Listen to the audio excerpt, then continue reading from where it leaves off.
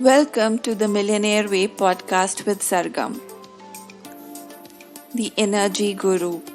I help successful people connect with their inner abundance using principles of energy to unlock their true potential, helping them create massive success in their personal and professional life so that they can live their greatness. I firmly believe that abundance is a state of being, and each one of us can tune to create a life of prosperity and happiness. Welcome to the show. Hi Shobha, welcome to the Millionaire Way show with Hi Sargam, thank you. So happy to be here. Likewise, and it's a pleasure to know a fellow writer who's written like 8 novels and doing so much work in the space of writing, inspiring so many of us. Shobha, would you like to tell something about your journey? Okay. Yeah. Sure. I'd love to share with you, Sargam. It's like I started out as a child who had big dreams. Always wanted to be creative. I was very imaginative, and from childhood, I always had these stories in my head. And being an only child, I had the comfort of books. So from there, I evolved into writing and developing myself in that area. But I never really acknowledged that part, that creative side of me. I would just write little notes. I used to read books and read the newspapers, and some articles would really touch me, and I would love the way the author would write. And then I would have my little notebook and copy that segment down and reread it because I just loved the way that person expressed themselves. So you could say my journey stopped in the writing space, stopped because we are conditioned as women from my generation to be focused on being a good housewife, a good mom, and to be available, to the family, the extended family. And I followed all that side of that journey, which was the expectations from elders and family and parents. Mm-hmm. And then I realized there's something nagging at me that still made me feel that I'm still not fulfilled. There's something else I want to be besides being a mom and a housewife and a daughter and a daughter. I want to be something more. Yeah. And then I realized it was the writing. So I started writing from there, did some freelance work, then wrote short stories, joined writers groups, and then evolved into writing novels. And here I am today, I would say 25, 30, almost 30 years down the road with this dream and pursuing it and living the dream. So I'm very grateful for that and happy to be here. Wonderful. It's so inspiring to meet a woman who is following or pursuing her dreams. And, the more they do it, the more they inspire other women to do. So hats off, for taking that, path in your life and then, doing what your heart desires. So, you, like you said early on, there was this creative passion of writing and being the only child. So books was a natural part of you. Yes, as an introvert, no, Sargam. I mean, I'm not easily. I couldn't socialize very easily. It took me a bit of time to make friends, and as an introvert, I found more pleasure in reading and more time spent in learning about. Like my favorite were Enid Blyton books as a child. So all these adventures with what was happening with these, these groups of little kids going around and solving crimes or solving puzzles. So I just love that kind of storyline. So yes, you could say that I enjoyed it. I enjoyed reading books a lot more. The writing part came a little bit later because it was sort of a sense that if I love reading this and I love what the author has done to inspire others readers like me, I wish I could write like that so I can inspire others with my stories and my way of expressing, my imagination or my thoughts. So that's where it suddenly came about. It was a journey where I felt it was out of my comfort zone. I was not sure I could do it because we always doubt ourselves when we try something new. Yeah. So when we have that doubt, that fear, the desire has to outweigh that fear, that that drive, that motivation has to outweigh that fear so that we can pursue the goals. Because the part of the journey is to make mistakes, to learn from it, to develop from it. So along the way, there have been critical reviews of my books, which is always part of the journey. When you're out there and your work is out there, people are not always going to love your writing. So it's part of the process. Yeah, and I think most of the time people avoid criticism. They just want to be loved and appreciated. And but the world is not like that. So you have to be ready in order to accept criticism.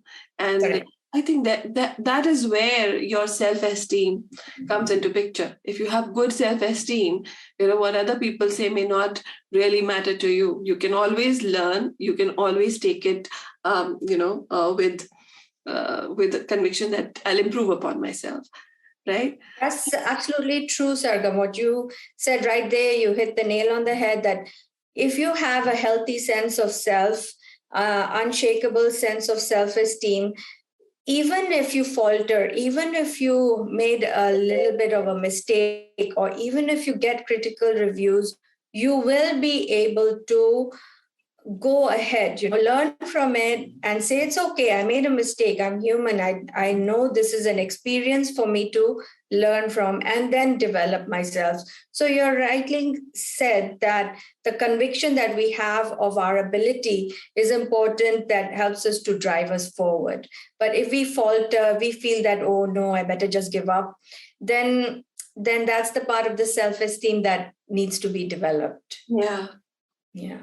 So also, Shobha, you were writing, mostly fiction early on, and then you moved into non-fiction. So how did you decide that, because, fiction is like your own world, you create your own world, and then moving on to non-fiction and your, recent book, which is Reboot, Reflect, Revive Self-Esteem on Self-Esteem.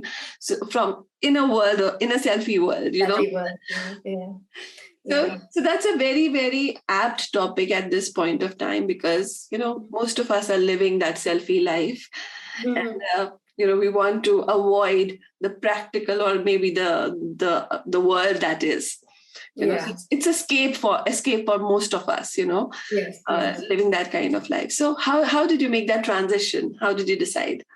Okay, so from writing 8 novels, and then it just happened organically. It just worked out that I used to go to Pune a lot to visit my parents living there, and the Sadhu Vaswani mission is also based in Pune. So I'm not a follower of Sadhu Vaswani per se, but I love the wisdom and the, how would you say, the teachings of Dada Vaswani. And turned out one of the disciples there and the devotees, they requested if I could write a book on Dada Vaswani's life. Wow.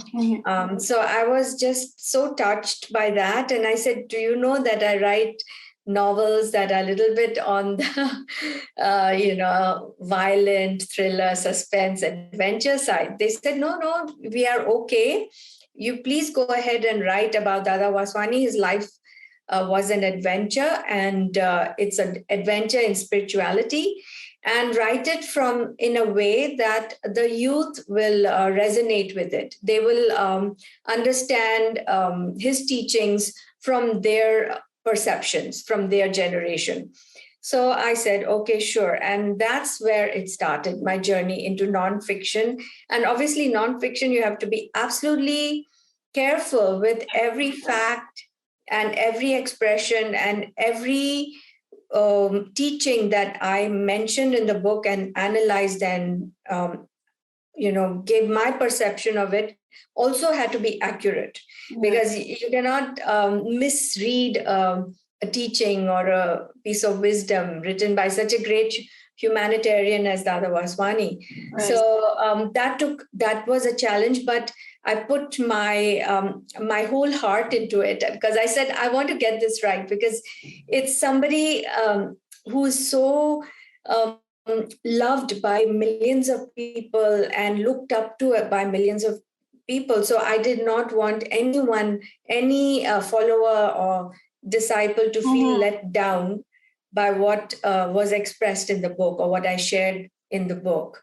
Yeah. So that was a learning curve for me. It was out of my comfort zone again, but I pushed myself and kept doing it and rewriting. Sometimes some chapters, especially deep topics like karma, it has to be written in a way that it's a broad subject, right? Karma.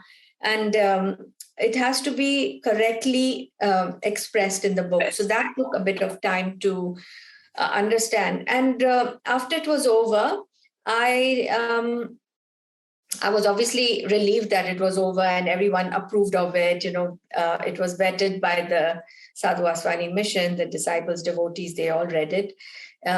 But after that, I suddenly felt this lingering sort of sense that there's a vacuum in my life, because this was something I would do every single day, and my mind was always on the book constantly. And then after that, I wrote another non-fiction book. This is about a couple based in Hong Kong who adopted a baby from India and their journey. So it was a heartfelt journey about unconditional love and the love of a parent who really wanted to bring that child home to Hong Kong, and what they went through. So that was also a lovely, heartfelt story. And I then felt real life stories. People have such amazing personalities that I wanted to share after that. I said, now I can't go back to fiction. I want to write nonfiction. So then the self-esteem book came into the picture.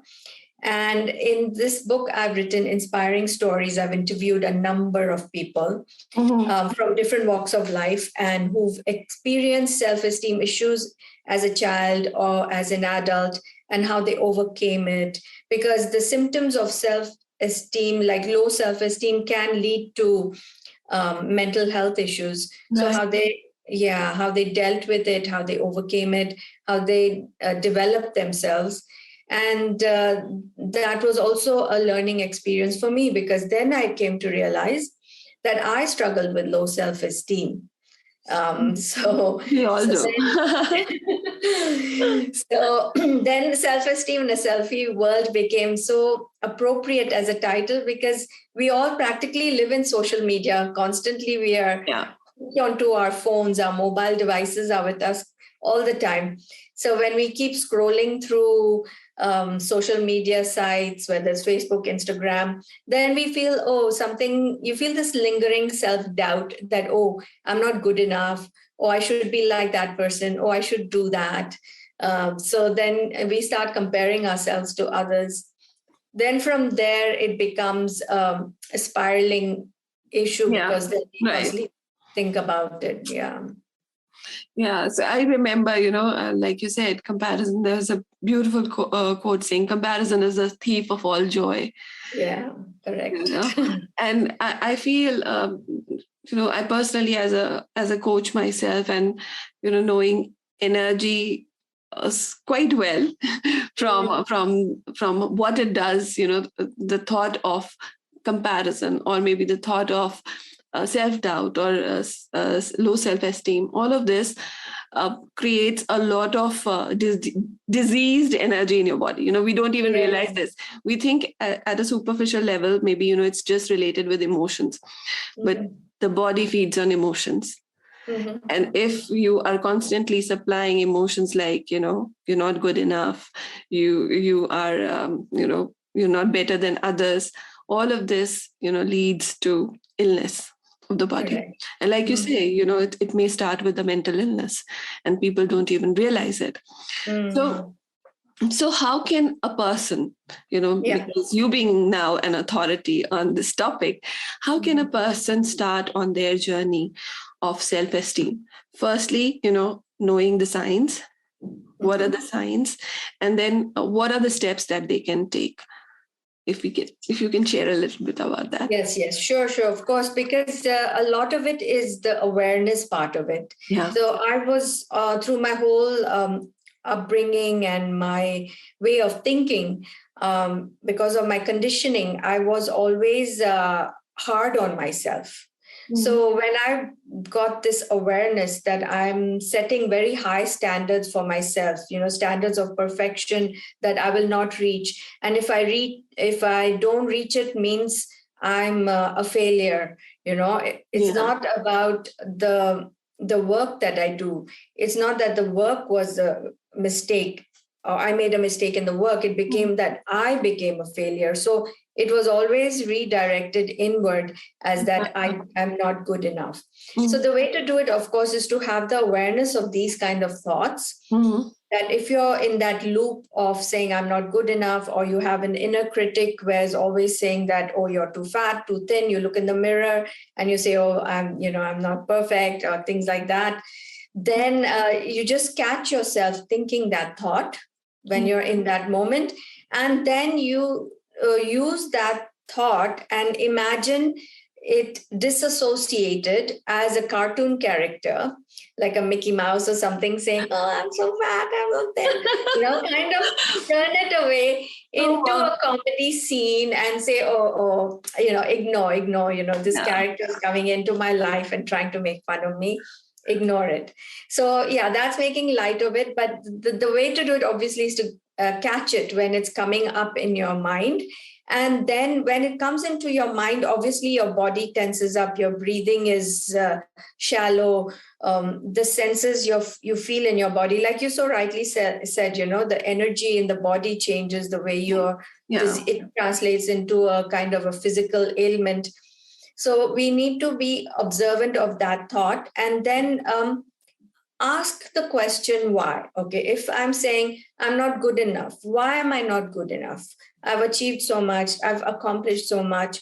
In which area am I not good enough? Okay, I need to learn how time management, maybe. I need to get better at practicing more of the coaching experiences, or learn more from the tool book.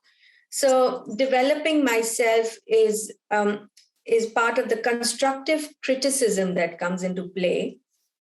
So when we think in our minds that we are not good enough, challenge that statement into a question. Ask why. Why am I not good enough? What is it that I can do better? And then the third way is compassion.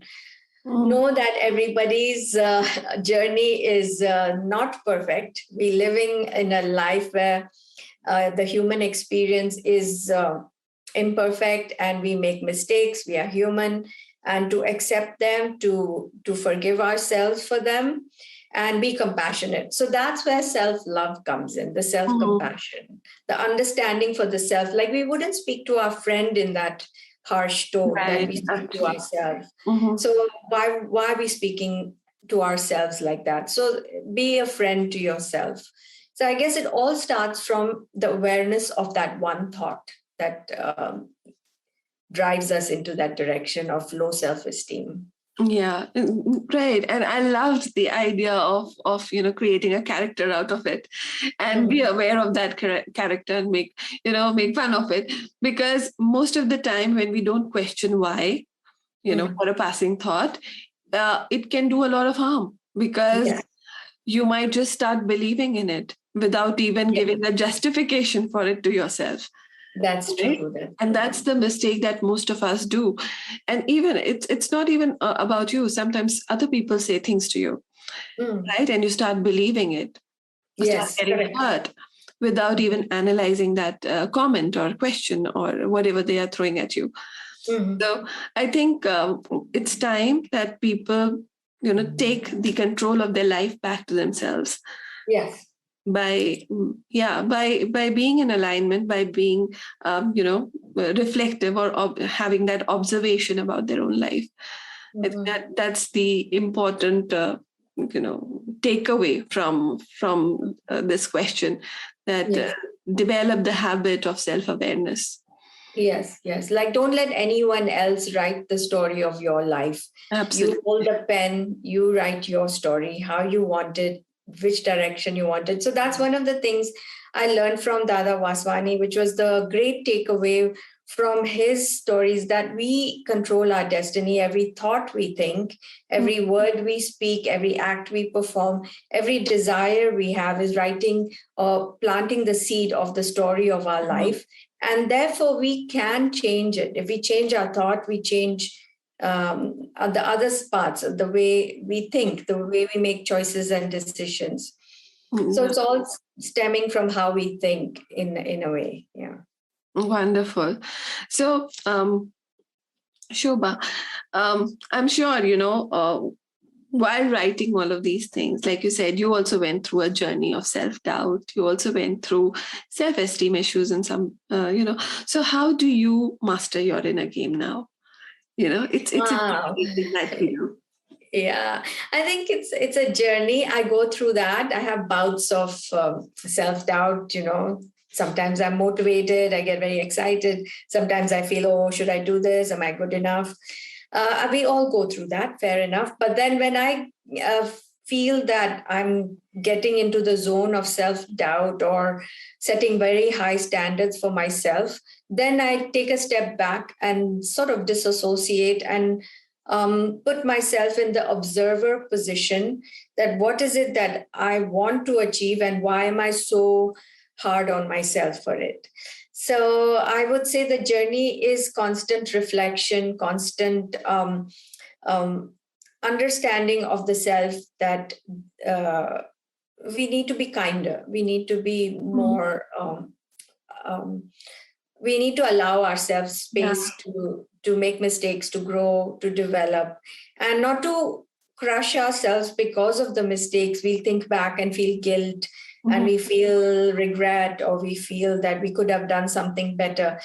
In hindsight, everything can be said, oh, I should have done this, I should have done that, but it's been done, it's done, it is what it is. So we have to look at the future. And I think as a coach, Sargam, I think that's how you would guide your clients, isn't it? To look in the future and not to dwell on the past. So that's what I do constantly every day, to look in the future and see how I can help others develop awareness of their self-esteem, and how relevant it is now in this day and age because of social media. And we are so connected, right. Constantly we are connected with the world, like 24/7.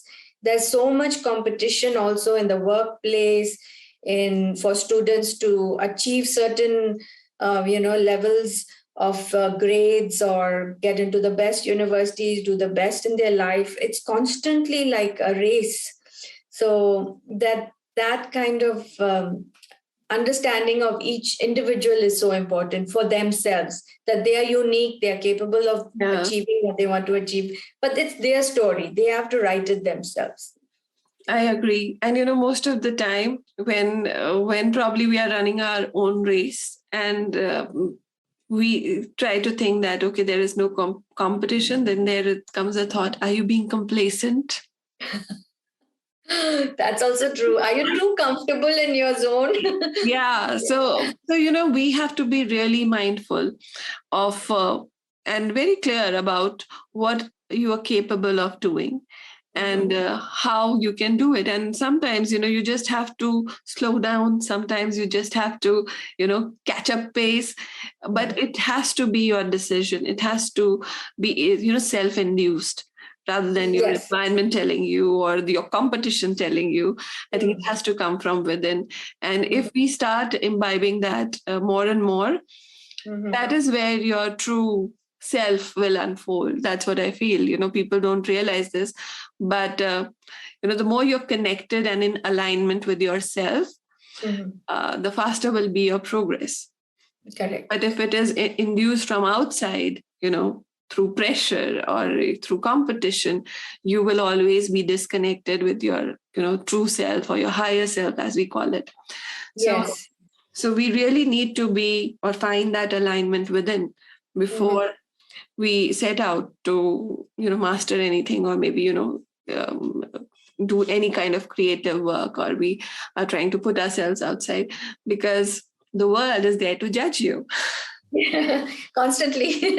So we have to be strong, thick-skinned, and just keep the focus inward. Like you said, it comes from within ourselves. Yeah. A lot of the answers we can get is from within ourselves. Absolutely. And I think self-esteem and self-love is a journey. It takes time. It doesn't happen like that. And you slowly, gradually have to understand your own psyche. Most of the time, we do not have awareness about our own self. And that is what leads to these problems in our life. The more, like I said, just the way you understand your child or your friend, or the people you love, you need to understand yourself. Yes, exactly. Give that much time to yourself, as much as you would give time to everyone else. Yeah. So like we are, as women mostly in our generation, taught that give everybody the attention, whatever you have to do for everybody else. So we always put everybody else's needs in the forefront, and then our needs take a back seat. So it's not being selfish, it's not being arrogant if we take care of our needs also. Because then if our cup is full, then we can spill that love out to everybody else. Absolutely. Yeah. If our cup is empty, we also will feel that, oh, why should I do this for this person? You feel bitter that you didn't follow your dreams, or you didn't pursue a goal in life, or you didn't attempt something that probably you wished you could have done. Then that regret, that bitterness holds you back. And the love doesn't come easily then for others. Absolutely. In terms of energy, we say, when you're happy, the energy is expansive. When the energy is expansive, it is easy to give.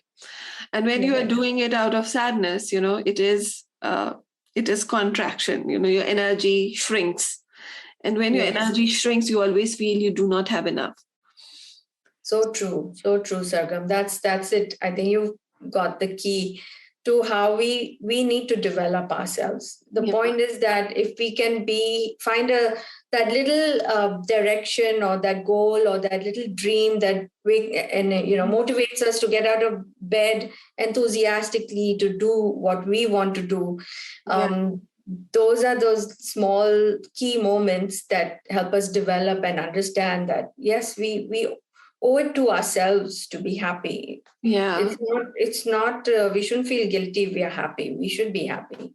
Life is about being happy, isn't it? Sharing happiness, absolutely. I feel, more the people are happier, more the planet becomes happy, and we all are happy.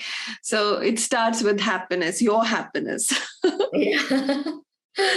So true. Yeah. So, Shobha, one more question. You've written non-fiction stuff. You've written fiction as well. There is a way we define success, in material terms. More money is success. More fame is success. Power is success. But, like you being a life coach, and me being an energy coach, I feel there is more subtle success, that lies in winning the inner game, or the psychological part of success. So what, according to you, is the psychological or the energetic blueprint, like I call it, of success for success in your life? I love that, Sargam, the energetic blueprint. I like that. It's very good. It resonates. So if I was to share a little bit about my journey as an author, I was always striving for recognition, to be on a bestseller list. I was just striving in that direction. Later on, I came to realize that the actual journey of writing brought me the greatest fulfillment. The journey that actually, when I'm writing a book and developing the chapter or rewriting it and coming up with different ideas, that is for me success. that blueprint is actually the journey, not the actual end game, not the actual, completion of the book, but actually the process of going through it. So I would say for me, the blueprint of feeling successful is the joy within the having a purpose, having a goal, but not worrying about the results of it. Like, yes, I may not be on a bestseller list. I may not get recognition. I may not get that wonderful award or that, how would you say it, that lots of royalties in terms of monetary, in terms of monetary success. But I'm very happy where I am. Why? Because that for me is success. When you feel that sense of contentment, that I didn't waste a moment. I didn't give up on a book. I pursued all my, dreams and goals. Wow. I'm blessed with a very supportive family who noted my, I get a little creative, streaks where I just want to hide myself in my room and write all day. So very supportive family that way. But I would say that's success, is when you find that one thing you love to do and you do it with passion, even if it means, there's nothing at the end of that journey. You still do it because you love it. Yeah, I think, like I keep saying, follow your joy, follow your joy. And, I'm gradually realizing that, following your joy, it might be sounding cliched, but that, happiness of waking up every day with a sense of purpose is what keeps you going. Mm-hmm. And your purpose may not be the purpose of your life. It could be the purpose for a month, the purpose for a year. And you're excited every day, waking up to it and just doing your best for that, purpose for the month, purpose for the day, whatever it is. And that sense of fulfillment. And most of the time, we delay it, saying this may not be the purpose. And I have to prepare for the purpose, and that day gets postponed to a year, and then postponed to half a decade, and then at the end of your life you keep wondering, I did not take that first step. Yeah, it's true. It's that first step that, yes, it is scary. Like, I'm scared to speak in public or in front of an audience. That's a fear I have. But this year I did 5 different things that helped me overcome that fear. But if I didn't do it, I would have continued to postpone it. But I felt that, no, I have to break out of that fear and face the tiger head on. And that tiger is there for everyone. So, like I do a lot of video interviews, but if I stop for a month and I have to restart, that self-doubt will start creeping in. I feel the same kind of butterflies in my stomach when I have to do that interview. But once it's done, you are again in the flow. Yes. I think this could happen with anyone. It's not, it doesn't have to be, for something small. It could be, for people who are in Hollywood, Bollywood, who do it day in and day out facing the camera. They can also be, doubtful about maybe doing an interview, maybe, being on a podcast. So it's all about overcoming that resistance within. Mm-hmm. So correct. Yeah, I think that wonderfully, answered, Shobha. So, because you've also been in touch with the spiritual part of things with your book, and I'm sure when you're writing the biography of such amazing spiritually enlightened person, what do you think is the importance of having your connect early on with spirituality, or having something to anchor or hold space for you apart from the physical comforts and people around?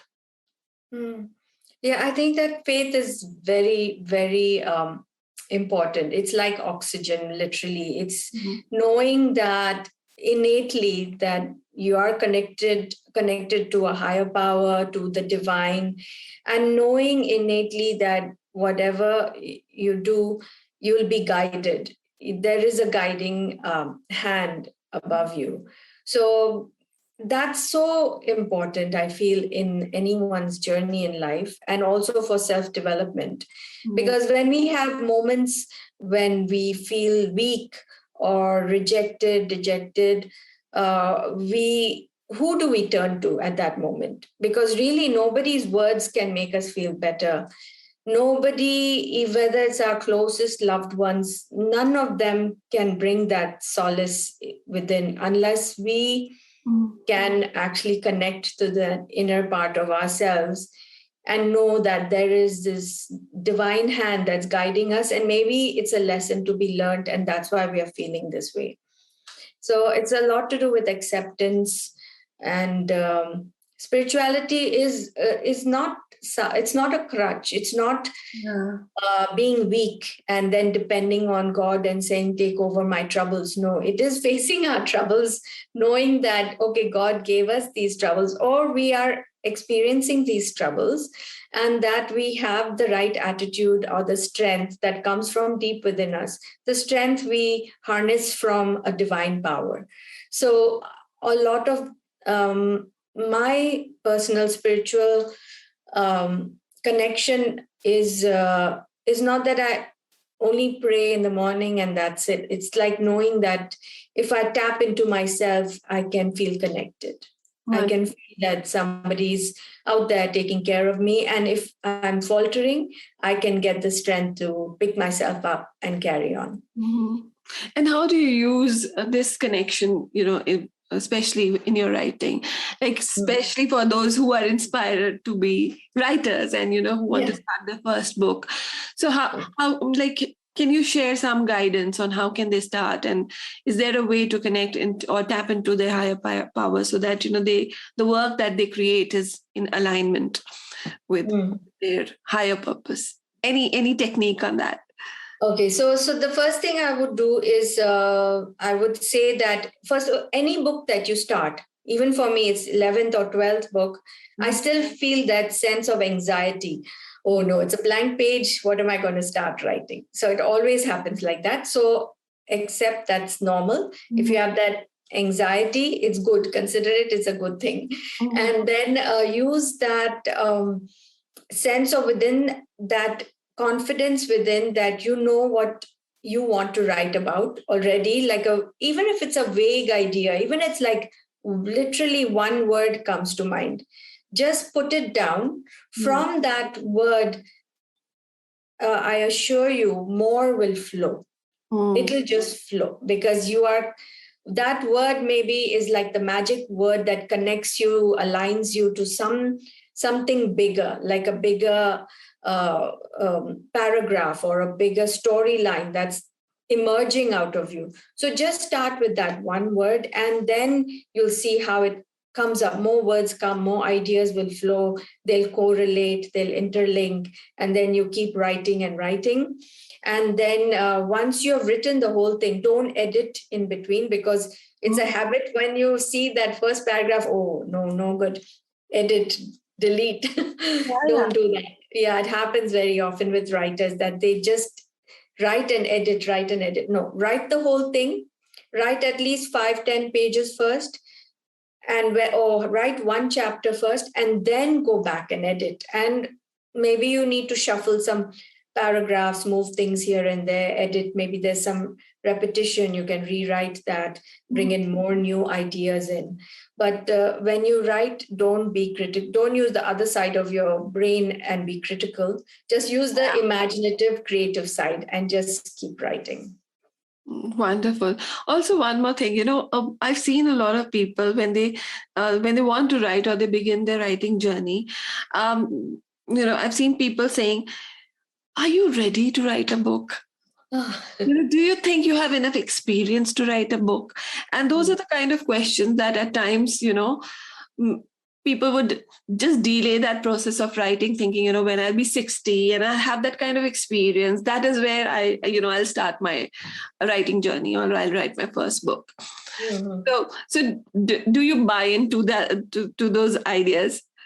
No, I don't. I said, because the point is that if you have in your heart a need to write that book, nobody can tell you that, oh, are you ready to write a book? No, you're ready because you have that in your heart, in your mind. It's there.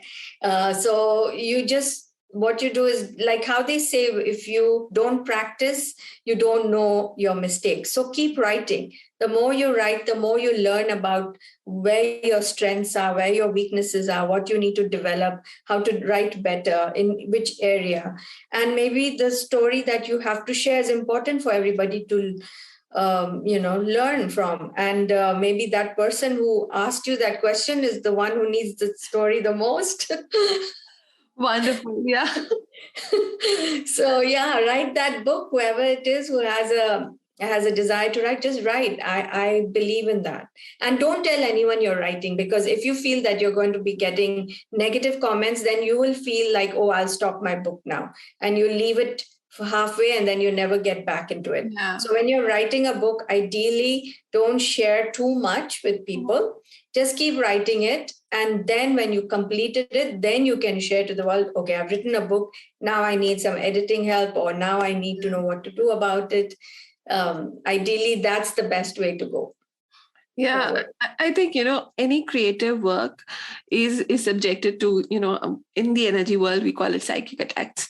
It's like, people send in those negative energies at times. So yeah, you have to be protective about it. Like, when you're expecting, then it's like that for the first 3 months, don't tell anyone. Yes, exactly. So this is your baby, your book is your baby. Just keep it close to your heart and just give it a lot of love and just keep writing. That's it. Absolutely. That's a great piece of advice, Shobha. And I think it's coming from you, who's written so many books. And your first book is not the end of your writing journey. So even if you're not prepared, it probably you are being prepared for your 10th book. So keep writing. Yes. Thank you. That's true. That's true. Yeah. It's just you allow the universe to guide you forward. So it's I never expected to write 11 books, but yes, looking back, I only expected the 3, then 4, then I never expected. But then I allow that energy of whoever wants to share something, and if it develops into a book, it's fine. I'm ready to do it. Wonderful. And especially when it's coming from you, who has written around 12 books, people will get more hope on, if you have the urge to write, go ahead and write. Yes. Don't think about that. This has to be the book for you. Probably it's the preparation for maybe what is coming in future. And writing, I think any art, any creativity improves with practice. Yes. So just allow yourself to be expressive and just see how you create and enjoy the entire process. Like I said, enjoy that process of writing, because it's not the book that will give you the happiness, but the journey of writing it that will bring joy and happiness in your life. Yeah. So like it's like I think I mentioned somewhere that it's my journey in writing didn't just develop my skill set, but also my mindset. Wow. So with each book, I changed. I mean, I'm not the same person I was 2 years ago or 3 years ago. So with each journey of whatever journey you take, whether it's writing a book or art or painting or, being an entrepreneur or anything, it is developing you as a person as well. Facing obstacles, learning your strengths, weaknesses, what's your potential also. So you develop as a person, and then what you develop, you set an example to others to see that, oh, wow, she's doing so well, Sargam's, doing this, so exciting. We also feel motivated to do the same. So I'm really keen to see more people doing more of, motivating, exciting works that they love, they're passionate about. And I'm sure after listening to this podcast, people will be inspired to take up that creative project that probably is lying somewhere in their back shelf. Yes. Thank you so much, Shobha, for inspiring. I have a short segment, which is called the rapid fire. So I'll ask some interesting questions and probably you have to answer it quickly. Okay, Sargam. Thank you. I'm ready. Okay, so your favorite movie? Om Shanti Om. Wow. Okay, that's a good one. Your favorite quote? Live in the moment. Wow. Your favorite holiday destination? I haven't been there. I want to go to Egypt actually to see the pyramids. So I don't know if that's a holiday destination, but anywhere where there's a seaside, I would love to go. So that would be a holiday destination. Great. Your favorite superhero?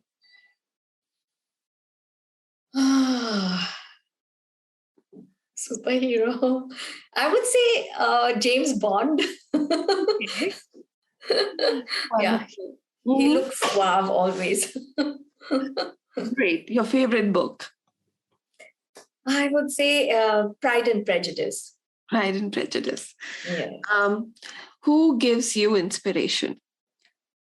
Mm, A person maybe who has really inspired you a lot. I would say Dada Vaswani. After writing his story, I've been feeling the subtle effects of all his teachings coming into my life in different ways. So I would say he's inspired me in many ways. Wonderful. Okay, that was the end of our rapid fire. Thank you. I hope I did well. Yes, you did. And the other question that I want to ask you is, what is in line? What is that we look forward to for Shobha now in 2022? Shobha is going to get over her fear of public speaking. Wonderful. That's fun. She's working on another book. And she's training, and she'll do more coaching. So a mindset coach. She's practicing and training to becoming a mindset coach. And if people want to reach out to you, how can they connect with you? They can send me an email, shobhanihalani@gmail.com.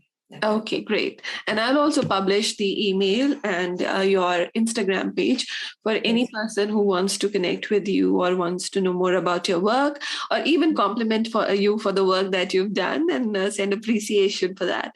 So thank you, Shobha, for a wonderful conversation.